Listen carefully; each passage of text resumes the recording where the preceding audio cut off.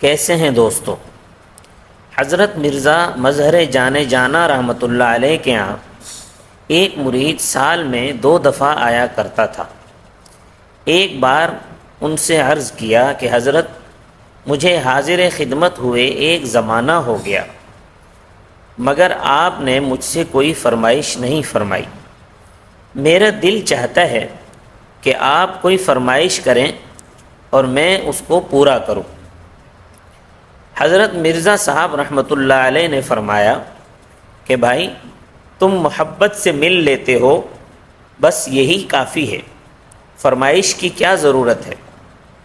اس نے پھر اصرار کیا تو فرمایا کہ تمہارے اصرار کے بعد میں ایک فرمائش کرتا ہوں، برا نہ ماننا۔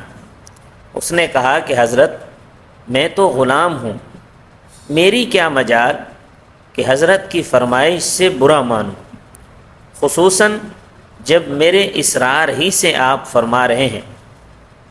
تو حضرت مرزا صاحب رحمۃ اللہ علیہ نے فرمایا، بھائی تم کھاتے بہت ہو، تمہارے کھانے کو دیکھ کر میرے پیٹ میں گڑبڑ ہونے لگتی ہے، پھر جب تک مسحل نہیں لے لیتا اس وقت تک طبیعت درست نہیں ہوتی، تو سال میں 1 دفعہ اسہال لینا تو آسان ہے، مگر 2 دفعہ مشکل ہے۔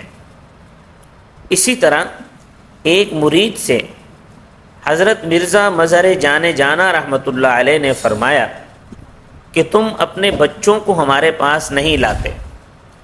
وہ بیچارہ بہانہ کر دیتا، اسے اندیشہ تھا کہ مرزا صاحب بہت نازک مزاج ہیں اور بچے شوخ ہوتے ہیں، ایسا نہ ہو کہ ان کی کسی حرکت سے آپ کو تکلیف پہنچے۔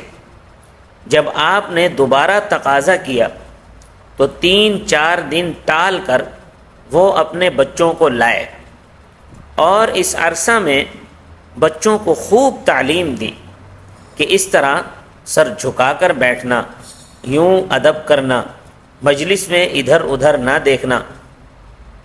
بچوں نے اس طرح کیا کہ سلام کر کے بت کی طرح خاموش بیٹھ گئے، نہ نگاہ اوپر کو اٹھائی، نہ کوئی بات کی۔ اب مرزا صاحب بچوں کو کھولنا چاہتے ہیں، وہ کھلتے نہیں۔ مرزا صاحب نے مرید سے فرمایا کہ میاں تم آج بھی اپنے بچوں کو نہیں لائے۔ اس نے عرض کیا حضرت یہ حاضر تو ہیں۔